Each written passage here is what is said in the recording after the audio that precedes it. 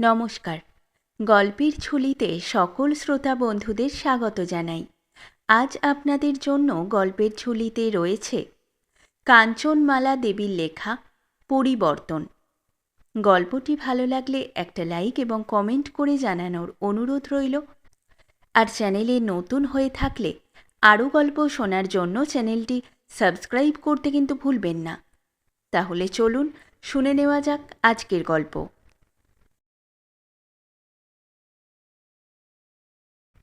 ও মা, কি ঘেন্না, কি লজ্জা! এমন তো কখনো দেখিনি। হলেই বা সৎ শাশুড়ি, তাই বলে কি কচি বউটাকে এমন করে মেরে ফেলতে হয়? আহা, দুধের মেয়ে, ও কি কখনো একাদশী করতে পারে? তুই আবার আমাকে শাস্ত্র দেখাতে আসিস? তোর একটু লজ্জা হলো না? আমি না তোর মার বয়সী? শাস্তর! বাজপতের মেয়েটা 9 বছর বয়সে রাঁড় হলো। হরি বাজপত তখন তার 3 কাল গিয়ে 1 কালে ঠেকেছে। সে নিজে হাতে তাকে একাদশীর দিন ভাত খাইয়েছে, তা আমি নিজে চোখে দেখেছি। আম্বুবতীর 3 দিন আগে থেকে বড় হাঁড়ায় করে ভাত ভিজিয়ে রাখত। মিত্তিরা তো না হয় একে বড় লোক, তাই কায়েত, তাদের কথা ছেড়েই দিল। তুই না মেয়ের মা, পরের মেয়ের সঙ্গে এরকম ব্যবহার করতে তোর একটু বাধে না গা? তোর মেয়ে কি কখনো রাঁড় হবে না? কখনো একাদশী করতে হবে না? আমি আজকের নই, আমি এখন মরচিনি। আমি আবার আসবো, দেখে যাব ধম্ময়ের বিচার করেন কিনা। এই বৈশাখ মাসের রোদ্দুর তুই কিনা কচি মেয়েটাকে 1 ফোঁটা জল না দিয়ে রেখেছিস। এর ফল তোকে হাতে হাতে ভুগতে হবে। ধম্মে সইবে না, সইবে না। দমবন্ধ হইবার উপক্রম হওয়ায় বামা ঠাকুরঝিকে বাধ্য হইয়া থামিতে হইল। বৈশাখের দ্বিপ্রহরে সূর্যের প্রখর উত্তাপে চারিদিক দগ্ধ হইয়া যাইতেছিল। একটি বৃহৎ অট্টালিকার অন্দরমহলে চণ্ডীমণ্ডপের দালানে দাঁড়াইয়া বামা ঠাকুরঝি ভীষণ রণরঙ্গের অভিনয় করিতেছিলেন। বামা ঠাকুরঝি বন্দিপুর গ্রামের বধূ মাত্রেরই ঠাকুরঝি এবং কন্যা মাত্রেরই বামা দিদি। বেটেখাটো গড়ন, পাকা মিশির মতো রং, বয়স অনিশ্চিত, যুবতী বলিলেও চলে অথবা প্রৌঢ়া বলিলেও চলে। ঠাকুরঝি চিরসধবা, পরনে একখানি লাল কন্তাপেরে শাড়ি, হাতে দুগাছি অতি প্রাচীন সোনার বালা এবং সীমন্তে সুদীর্ঘ সিঁদুর লেখা। বামা ঠাকুরঝি সধবা বটে, কিন্তু গ্রামে কেহ কখনো ঠাকুর জামাইকে আসিতে দেখে নাই। গ্রামের বধূরা কখনো ঠাকুর জামাইয়ের কথা জিজ্ঞাসা করিতে ভরসা করিত না। যদি কোনো প্রগল্ভা মেয়ে বাপের বাড়ি আসিয়া বামা দিদিকে ঠাট্টা করিয়া তাহার স্বামীর কথা জিজ্ঞাসা করিত, তাহা হইলে বামা তাহাকে বিলক্ষণ 10 কথা শুনাইয়া দিত। কোন্দলে কেহ কখনো বামাকে জিতিতে পারে নাই। সে যেখানে চেঁচাইয়া জিতিতে পারিত না, সেখানে কাঁদিয়া জিতিত। পিতৃ মাতৃ ভাতৃ পুত্র কন্যাহীনা বন্ধা ব্রাহ্মণ কন্যাকে বন্দিপুর গ্রামের সকলেই সমনির্ণয় ভয় করিত এবং সম্ভব হইলে দূর হইতে দেখিয়া সরিয়া পড়িত। এহেন দিগ্বিজয়ী বামা ঠাকুরঝির সম্মুখে দাঁড়াইয়া হরবল্লভ মুখোপাধ্যায়ের বিধবা পত্নী দারুণ গ্রীষ্মেও অষ্টমী পূজার জন্য উৎসর্গীকৃত ছাগ শিশুর ন্যায় কাঁপিতেছিলেন। বন্দিপুর নদিয়া জেলায় একখানি বিশিষ্ট গ্রাম। গ্রামের মুখোপাধ্যায় বংশ বহুকালের প্রাচীন জমিদার। লোকে বলিত তাহারা নবাবী আমলের জমিদার। 4টি পুত্র রাখিয়া হরবল্লভ মুখোপাধ্যায়ের প্রথমা পত্নী যখন ইহলোক পরিত্যাগ করেন, তখন বাধ্য হইয়া সংসার রক্ষার জন্য মুখোপাধ্যায় মহাশয়কে দ্বিতীয়বার দ্বার পরিগ্রহ করিতে হইয়াছিল। কারণ হরবল্লভের আপনার বলিতে সংসারে অপর কেহ ছিল না। দেখিয়া শুনিয়া নিজে পছন্দ করিয়া এক দরিদ্র ব্রাহ্মণের মাতৃহীনা কন্যাকে হরবল্লভ যখন বিবাহ করিয়া লইয়া আসিলেন, তখন তাহার বয়ক্রম 30 বৎসরের অধিক নহে। গ্রামের লোকে কত কথা বলিল। বৃদ্ধেরা বলিলেন, হরবল্লভ একটা হাগরের মেয়ে আনিয়াছে, এইবার মুখুজ্জেদের অচলা লোক কি বুঝি চঞ্চলা হইলেন। গ্রাম্য গেজেটগণ বলিয়া বেড়াইলেন যে নূতন বউ আসিয়াই ছেলে চারিটার মুখের ভাত কাড়িয়া লইয়া বাড়ি হইতে বিদায় করিয়া দিয়াছে। হরবল্লভ ইহার মধ্যেই ভেড়া হইয়া গিয়াছে। কিন্তু ফলে কাহারও কথা সত্য হইল না। বিমাতার কি এক আশ্চর্য গুণে বশীভূত হইয়া মাতৃহীন শিশু চতুষ্টয় বিমাতার প্রতি আকৃষ্ট হইল। মুখুজ্জেদের নূতন বধূ অঘটন ঘটাইল দেখিয়া গ্রামে যত ঈর্ষান্বিতা পরশ্রী কাতরা রমণী ছিলেন তাহারা একেবারে জ্বলিয়া উঠিলেন। পাড়ায় পাড়ায় মজলিস বসিয়া গেল। ঘোরতর তর্ক বিতর্কের পর স্থির হইল যে নূতন বধূ নিশ্চয়ই ডাকিনী। যে প্রবল বলে প্রবল প্রতাপান্বিত হরবল্লভ মুখোপাধ্যায় মেষ শাবকে পরিণত হইয়াছেন, তাহার বলে যে মাতৃহীন অনাথ শিশু চতুষ্টয় বশীভূত হইবে, তাহাতে আর আশ্চর্যের কথা কি আছে। স্থির হইয়া গেল ছেলে চারিটা রক্ষার আর কোনো উপায় নাই। হরবল্লভের নূতন স্ত্রী নীরবে সাধারণ গৃহস্থ বধূর ন্যায় সংসারে মিশিয়া গেল। তাহার ঐশ্বর্য, তাহার সুখ সম্পদ দেখিয়া যাহারা জ্বলিয়া উঠিয়াছিল, তাহারা তুষের আগুনের ন্যায় ভিতরে ভিতরে পুড়িতে লাগিল। দেখিতে দেখিতে নূতন বধূ বিবাহিত জীবনের ২০ বৎসর কাটাইয়া দিল। কিন্তু বন্দিপুর গ্রামে তখনও তাহার নূতন বউ নাম ঘুচিল না। হরবল্লভের দ্বিতীয়া পত্নীর গর্ভে ২-৩টি সন্তান জন্মিয়াছিল, কিন্তু তাহার মধ্যে একটি কন্যা মাত্র জীবিতা ছিল। পিতা আদর করিয়া তাহার নাম রাখিয়াছিলেন শেফালিকা। অনুমান ৫০ বৎসর বয়সে হরবল্লভের মৃত্যু হইয়াছিল। তখন তাহার পুত্র চতুষ্টয় ও কন্যার বিবাহ হইয়া গিয়াছে। তাহার মৃত্যুর পর তাহার জ্যেষ্ঠ পুত্র হেমচন্দ্র সংসারের ভার লইয়াছিলেন। তিনি ধীর, তীক্ষ্ণ বুদ্ধি ও শান্ত স্বভাব ছিলেন। কিন্তু তাহার একটি বিশেষ দোষ ছিল। কলিকাতায় থাকিয়া পাঠাভ্যাসকালে তিনি সুরাপান করিতে শিখিয়াছিলেন। দেশে ফিরিয়া পিতার সহস্র তিরস্কার ও লাঞ্ছনা সত্ত্বেও তিনি এ অভ্যাস পরিত্যাগ করিতে পারেন নাই। সামান্য মাত্র সুরা উদরস্থ হইলে তাহার আর জ্ঞান থাকিত না। পিতার মৃত্যুর পরে ৬ মাসকাল হেমচন্দ্র জমিদারির কার্য পর্যবেক্ষণ করিয়াছিলেন। একদিন সন্ধ্যার সময় অত্যধিক সুরাপান হেতু অকস্মাৎ তাহার মৃত্যু হয়।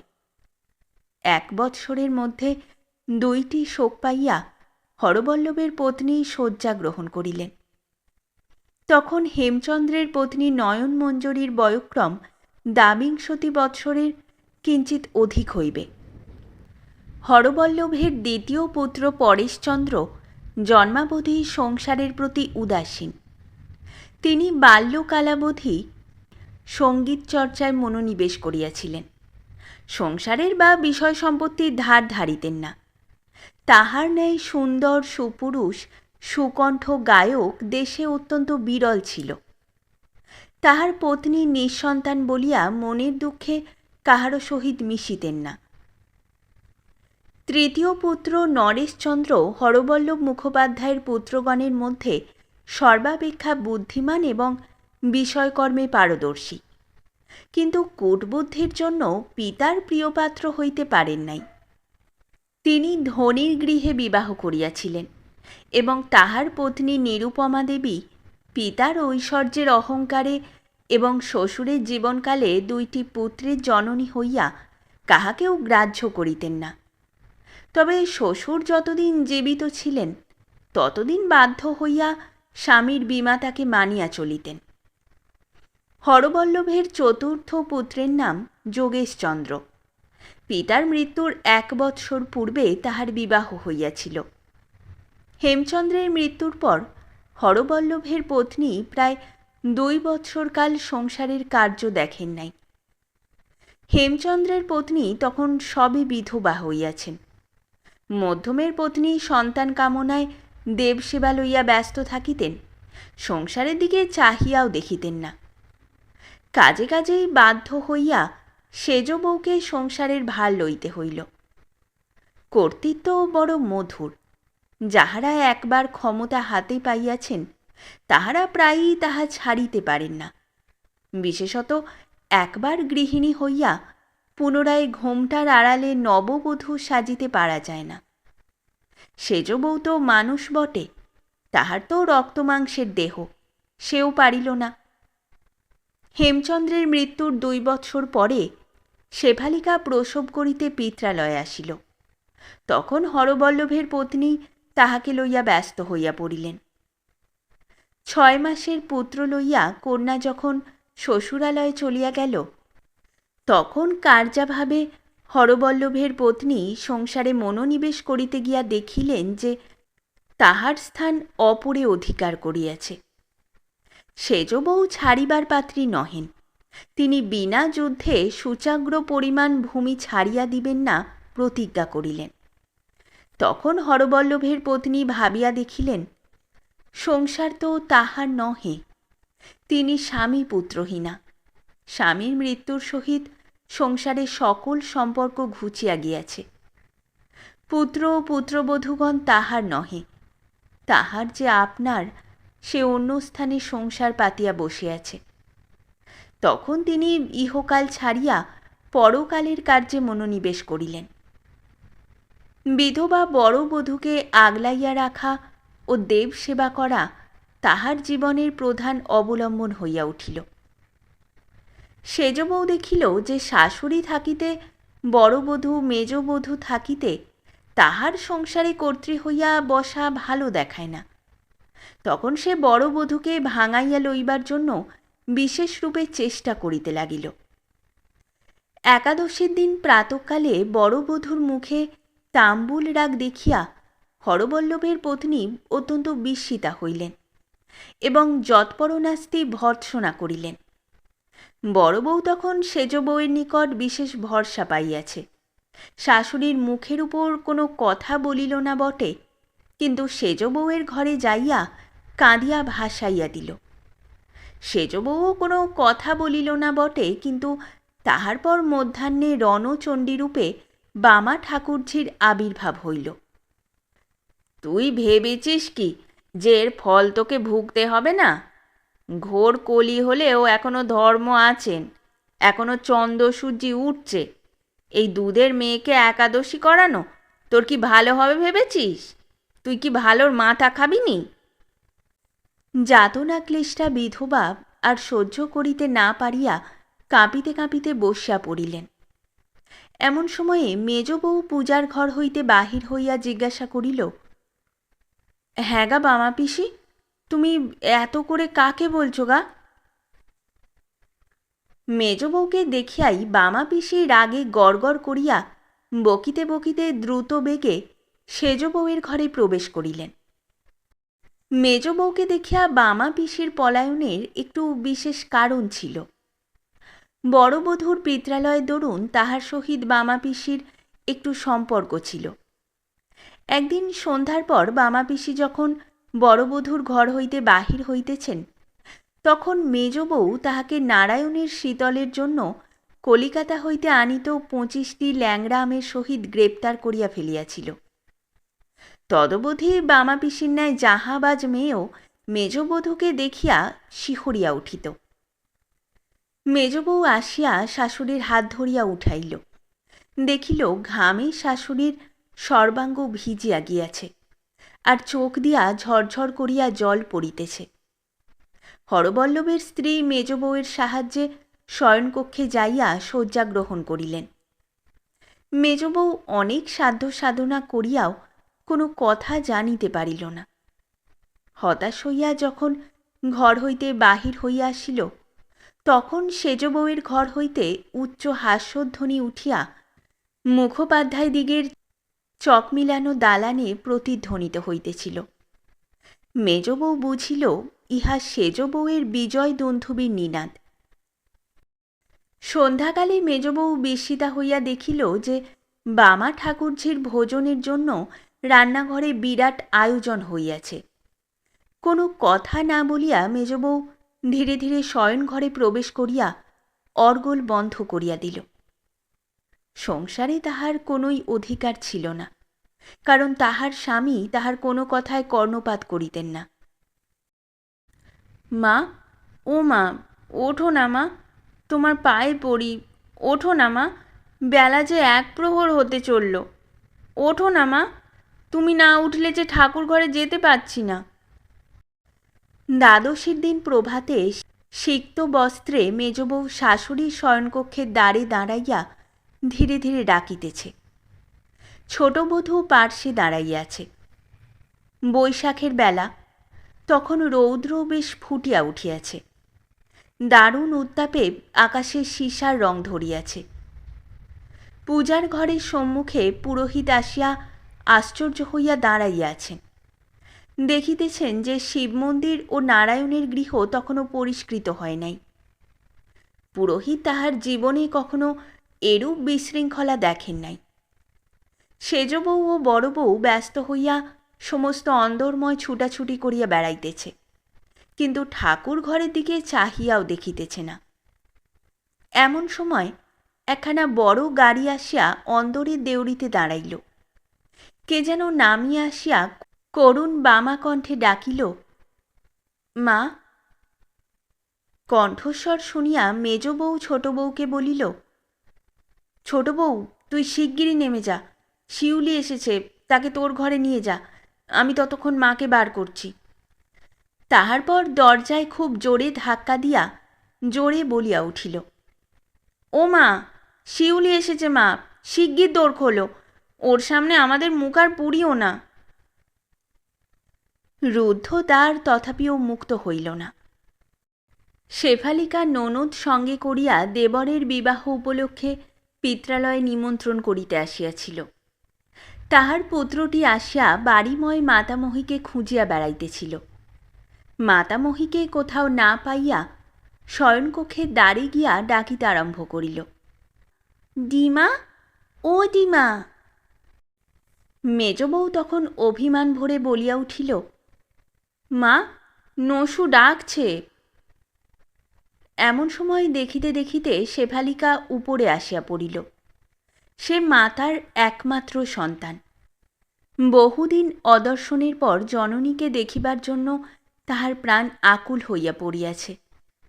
ছোট বউ তাহাকে নিজে ধরিয়া রাখিতে পারিল না, বরঞ্চ সে ছোট বউকে ধরিয়া লইয়া উপরে আসিল।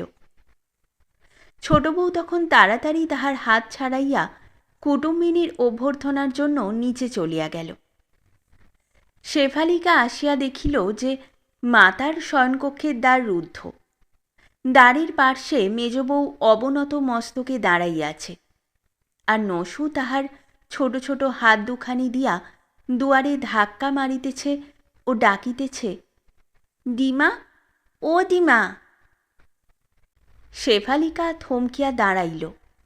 তাহার পর আকুল কণ্ঠে ডাকিল, মা। ভগ্ন হৃদয়ের কোন ছিন্ন তন্ত্রীতে সন্তানের করুণ আহ্বান আঘাত করিয়া কি এক অভিনব ভাবে সৃষ্টি করে, তাহা কে বর্ণনা করিতে পারিয়াছে। হরবল্লভের পত্নী আর থাকিতে পারিলেন না। এইবার রুদ্ধদ্বার মুক্ত হইল। কন্যাকে দেখিয়া মনের বাঁধ ভাঙিয়া গেল। মাতা পুত্রী দৃঢ় আলিঙ্গনবদ্ধ হইয়া নীরবে অশ্রু বিসর্জন করিতে লাগিল। আর মেজ বউ কাষ্ঠ পুত্তলিকার ন্যায় দ্বারে দাঁড়াইয়া রহিল। নসু দেখিল তাহারই বিলক্ষণ লোকসান। সে ডাক ছাড়িয়া কাঁদিয়া উঠিল। তখন মেজ বউ তাহাকে উঠাইয়া লইয়া তাহার মাতামহীর ক্রোড়ে দিল। নসু কাঁদিয়া জিতিল এবং সকলের ক্রন্দন থামাইল। তখন শিউলি মেজ বউকে বসাইয়া সে যতদূর জানিত তাহা শুনিল। তাহার পরে হরবল্লভের পত্নী অশ্রু জলের সঙ্গে মিশাইয়া অবশিষ্টটুকু বলিয়া দিলেন। ইত্যবসরে ছোট বউ শেফালিকার ননদকে লইয়া সেজ বউয়ের ঘরে যাইয়া দেখিল যে সে মুড়ি দিয়া বিছানায় শুইয়া আছে, আর বড় বউ তাহার মাথা টিপিতেছে। ব্যাপার দেখিয়া ছোট বউ স্তম্ভিত হইয়া গেল, কারণ অর্ধদণ্ড পূর্বে সেজ বউয়ের চিৎকারে বাড়িতে কাক কোকিল বসিতে পারিতেছিল না। সেজ বউ বাধ্য হইয়া শেফালিকার ননদকে অভ্যর্থনা করিল। ননদ শেফালিকাকে অনেকক্ষণ না দেখিয়া চঞ্চলা হইতেছিল, কিন্তু ছোট বধূ তাহাকে সেখানে রাখিয়া পলায়ন করিয়াছিল। মাতার শয়নকক্ষে শেফালিকা মাতাকে বলিতেছিল, মা, তবে আর কিসের জন্য থাকা, তুমি আমার সঙ্গে চলো। মাতা উত্তর করিলেন, তাই যাব মা, স্বামী সংসার বলে তাই এতদিন পড়েছিলাম, কিন্তু এখন দেখছি আমাকে না তাড়ালে এরা তিষ্ঠিতে পারবে না। আমি স্বামী পুত্রহীনা, এদের সংসারে আর আমার কোনো প্রয়োজন নাই। মেজ বউ স্থির হইয়া বসিয়াছিল, মাঝে মাঝে চমকিয়া উঠিতেছিল। সে হঠাৎ বলিয়া উঠিল, মা, তুমি কি সত্য সত্যই আমাদের ছেড়ে যাবে? তাহার কথা শুনিয়া হরবল্লভের পত্নীর চক্ষু আবার জলে ভরিয়া আসিল। আমি না গেলে তোদের সংসারে শান্তি আসবে না মা, তার সঙ্গে আমারও দিন ফুরাইয়াছে। তোমাদের হাতে করে মানুষ করেছি, এখন তোমরা নিজের সংসার বুঝে সুঝে নাও। মেজ বউ শাশুড়ির পা জড়াইয়া কাঁদিয়া পড়িল, বলিল, তুমি যেও না মা, তোমার ছেড়ে আমি থাকতে পারবো না, আমার যে আর কেউ নেই মা। শ্বশ্রু বন্ধা পুত্রবধূকে সান্ত্বনা করিতে লাগিলেন। শেফালিকা ধীরে ধীরে উঠিয়া সেজ বউয়ের ঘরে গেল। তাহাকে দেখিয়া কেহ কথা কহিল না। তাহার ইশারায় তাহার ননদ উঠিয়া আসিল। পথেই ননন্দা ও ভাতৃবধূতে যে কথোপকথন হইল, তাহা শুনিয়া ননন্দার কর্ণমূল পর্যন্ত আরক্ত হইয়া গেল। তখন উভয়ে উপরে যাইয়া হরবল্লভের পত্নীর কক্ষে প্রবেশ করিলেন। শেফালিকা ও তাহার ননদের নির্বন্ধাতিশয়ে হরবল্লভের পত্নী তখনই বন্দিপুর ত্যাগ করিয়া যাইতে প্রস্তুত হইলেন। ছোট বউ ঠাকুর ঘরের কাজ সারিয়া শাশুড়ির নিকট আসিয়া বসিল। পরেশচন্দ্র ও যোগেশচন্দ্র আহার করিতে আসিয়া বিস্মিত হইয়া দেখিলেন যে আহারের সময়ে মাতা তাহাদিগের নিকটে আসিয়া দাঁড়াইলেন না। দুই ভাই নীরবে আহার করিয়া বাহিরে চলিয়া গেলেন। দ্বিপ্রহরের পর নরেশচন্দ্র আসিয়া শয়নকক্ষে প্রবেশ করিলেন। আহারান্তে পুনরায় বাহিরে চলিয়া গেলেন। কি হইয়াছে তাহা কেহই জানিল না। হরবল্লভের পত্নী যখন চলিয়া যাইবার উপক্রম করিতেছেন, তখন মেজ বউ ও ছোট বউ কাঁদিয়া কহিল, মা, তুমি যদি যাবে তো দ্বাদশীর দিন নিরম্ব উপবাস করিয়া যেও না, আমাদিগের অকল্যাণ করো না। হরবল্লভের পত্নী কি ভাবিয়া আহার করিতে সম্মতা হইলেন। তৃতীয় প্রহরে সকলের আহার সমাপ্ত হইল। শেফালিকার সহিত মা চলিয়া যাইতেছেন, মেজ বউ এই সংবাদ স্বামী ও দেবরগণের নিকট পাঠাইয়া দিল। সংবাদ আসিল, মেজবাবু ভিন্ন গ্রামে যাত্রা শুনিতে গিয়াছেন, ছোটবাবু মাছ ধরিতে গিয়াছেন, সেজবাবু বলিয়া পাঠাইয়াছেন, শিউলির মা যদি চলিয়া যান তো আমি কি তাহাকে বাঁধিয়া রাখিতে পারিব? লজ্জায় ঘৃণায় মেজ বউয়ের মুখ লাল হইয়া গেল। হরবল্লভের পত্নী স্বামীর শয়নকক্ষে ও ঠাকুর ঘরে প্রণাম করিয়া ধীরপদে গাড়িতে উঠিলেন। শেফালিকা তাহার পুত্র ও ননদ লইয়া পশ্চাৎ পশ্চাৎ উঠিল। মেজ বউ ও ছোট বউ কাঁদিতে কাঁদিতে গাড়িতে তুলিয়া দিতে আসিল। তখন সেজ বউয়ের ঘরে মস্ত তাসের আড্ডা বসিয়াছে, হাসির ফোয়ারা ছুটিয়াছে। যখন চোখ মুছিতে মুছিতে মেজ বউ ও ছোট বউ অন্দরে প্রবেশ করিল, তখন বামা ঠাকুরঝি উঠানে পানের ফিক ফেলিতে আসিয়াছিল। তিনি তাহাদিগকে দেখিয়া একগাল হাসিয়া বলিলেন, বলি, তোদের আবার হলো কি?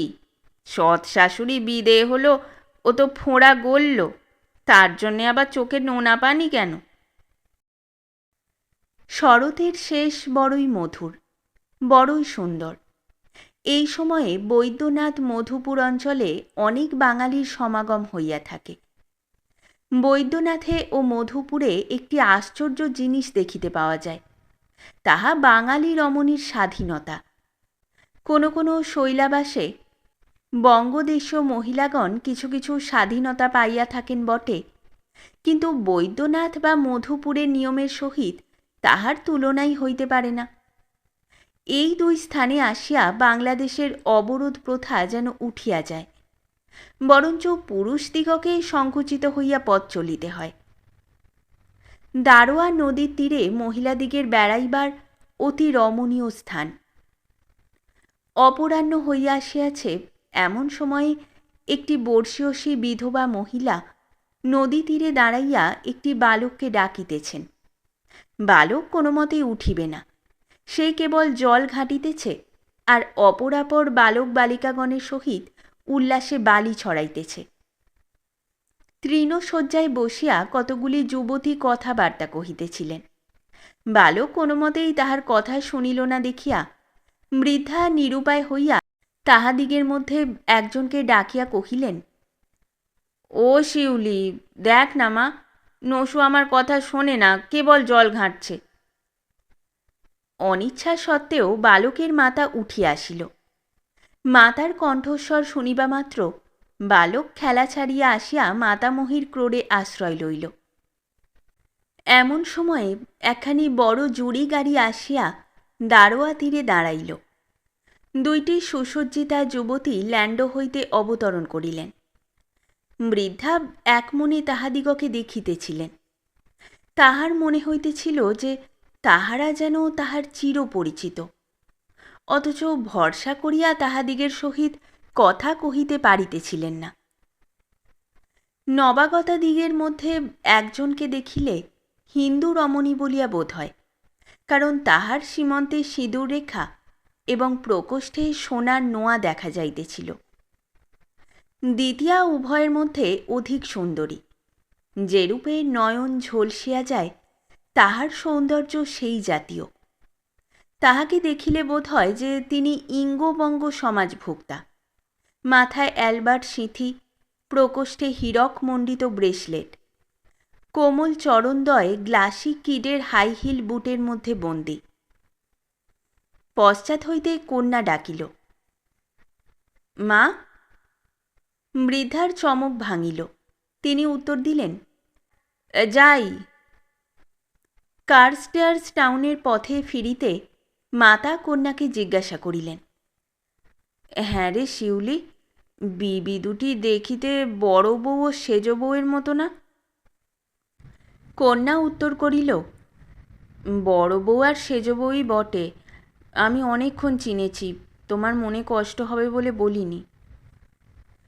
বৃদ্ধা ললাটে করাঘাত করিয়া কাঁদিয়া উঠিলেন, বলিলেন, ওরে, আমার হেমের বউয়ের বরাতে এই ছিল। হরবল্লভের পত্নী অনেকদিন কাশীবাস করিয়াছেন। বৎসরান্তে কন্যা, জামাতা ও দৌহিত্র তাহাকে দেখিতে আসে। বৃদ্ধা প্রভাতের কার্য শেষ করিয়া রন্ধনের উদ্যোগ করিতেছেন। কন্যা নিকটে বসিয়া আছেন। মাতা বলিতেছেন, দেখ শিউলি, এখন আর চোখে ভালো দেখতে পাই না, কোন দিন রাঁধতে রাঁধতে পুড়ে মরব। তুই জামাইকে বলে একটি ভদ্রবংশের ব্রাহ্মণের মেয়ে ঠিক করে দিতে পারিস? কন্যা স্বামীকে বলিয়া মাতার জন্য পাচিকা ঠিক করিল। যথাসময়ে পাচিকা রন্ধন করিতে আসিল। পাচিকার প্রথম যৌবন অতীত হইয়াছে। দেখিলে বোধ হয় এককালে তাহার রূপ ছিল, কিন্তু সমস্তই যেন জ্বলিয়া গিয়াছে, অগ্নি নির্বাপিত হইয়াছে, অঙ্গার মাত্র অবশিষ্ট আছে। মাতাপুত্রী জানালায় বসিয়া জনস্রোত দেখিতেছিলেন। পাচিকা রন্ধন করিতে করিতে সতৃষ্ণ নয়নে তাহাদিগকে দেখিতেছিলেন। কন্যা বলিতেছে, মা, বামুন ঠাকরনকে যেন কোথায় দেখিয়াছি। মাতা উত্তর করিলেন, আমারও যেন তাই মনে হয় মা, কিন্তু ভরসা করে কিছু বলতে পারছি না। জীবনে কত লোকই দেখলুম, কত লোকই এলো গেল, বিশ্বেশ্বর কেবল আমায় ভুলে রয়েছেন। কবে যে দয়া করবেন তা জানি না। শেফালিকার সন্দেহ দূর হইল না। সে উঠিয়া গিয়া পাচিকাকে ডাকিয়া আনিল। পরিচয় জিজ্ঞাসা করায় সে আর স্থির হইয়া থাকিতে পারিল না।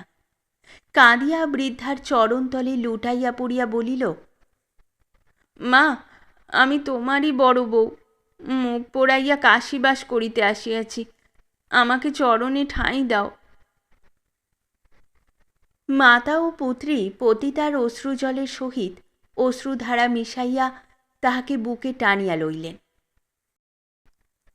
উষাকাল হইতে বারাণসীর প্রধান প্রধান মন্দিরের পথে শত শত অভাগিনী রমণী ভিক্ষার জন্য বস্ত্রাঞ্চল বিছাইয়া বসিয়া থাকে। অগ্রহায়ণ মাস সবে আরম্ভ হইয়াছে। প্রভাতে বেশ শীত অনুভূত হয়। কেদারঘাটের পথে দাঁড়াইয়া একটি বাঙালি রমণী চিৎকার করিয়া যাত্রীদিগকে উত্ত্যক্ত করিতেছে, ওগো লক্ষ্মী মা, দুটি ভিক্ষে দাও মা, আমার কেউ নাই মা। কমণ্ডলু ও পুষ্পপাত্র হাতে লইয়া জনৈক বর্ষীয়সী বিধবা কেদার দর্শনে যাইতেছিলেন। তাহার পট্টবস্ত্রের অঞ্চল ধরিয়া একটি ১২ বর্ষীয় গৌরবর্ণ বালক তাহার অনুগমন করিতেছিল। বৃদ্ধাকে দেখিয়া রমণী আরও চিৎকার করিতে লাগিল। বৃদ্ধা তাহার কণ্ঠস্বর শুনিয়া চমকিয়া দাঁড়াইলেন। দয়ার্দ্র চিত্তে জিজ্ঞাসা করিলেন, তোমার নাম কি মা? বাড়ি কোথায়? রমণী উত্তর করিল, মা গো, আমার নাম বামা, আমার বাড়ি নদে জেলা, বন্দিপুর। আমার সবই ছিল মা, বরাতের দোষে এমন হয়েছে। বৃদ্ধার পশ্চাতে নসু আসিতেছিল। বৃদ্ধা তাহাকে বলিলেন, নসু, একে একটা টাকা দাও দাদা। বালক ভিখারিণীকে একটি টাকা দিল। বৃদ্ধার নয়নদয় হইতে ২টি উষ্ণ বাড়ি বিন্দু পতিত হইল।